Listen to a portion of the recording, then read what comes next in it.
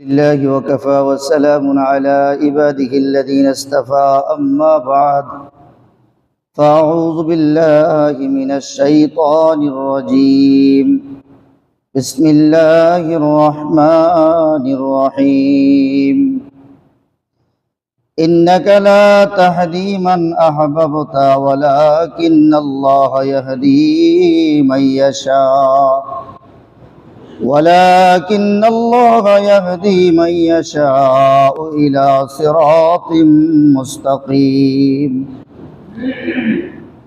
وقال رسول الله صلى الله عليه وسلم ومن يرد الله به خيرا يفقهه في الدين أو كما قال رسول الله صلى الله عليه وسلم سبحانك لا علم لنا إلا ما علمتنا إنك أنت العليم الحكيم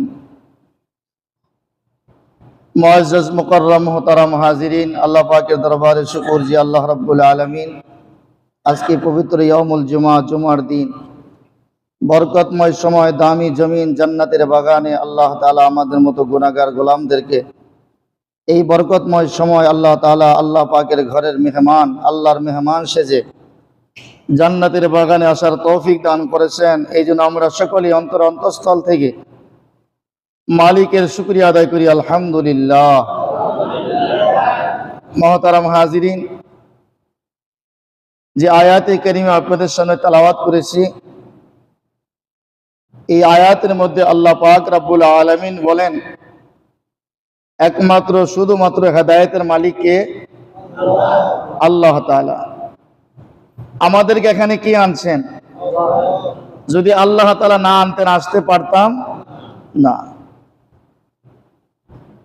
বলে হেদায়েত এমন একটা জিনিস, নবীর সন্তান হয়েও হেদায়েত পায় না, নবীর বিবি হয়েও হেদায়েত পায় না, নবীর চাচা হয়েও হেদায়েত পায় না। শুধুমাত্র হেদায়েতের মালিক কে? আল্লাহ তাআলা। যে আয়াতি কারিমা আপনাদের সামনে তেলাওয়াত করেছে, আয়াতি কারিমা আল্লাহ তাআলা নবীজির চাচা আবু তালেব যখন হেদায়েত ছাড়া মারা যায়, আল্লাহর পয়গম্বর সাল্লাল্লাহু আলাইহি ওয়াসাল্লাম চাচার কাছে বসে বসে আফসোস করতেছেন, চাচা আপনি আমার চির গার্জিয়ান ছিলেন, অভিভাবক ছিলেন, আমাকে অনেক মহব্বত করছেন, কিন্তু আমার মনে একটা ব্যথা, আপনি কালেমা ছাড়া মারা যাইতেছেন।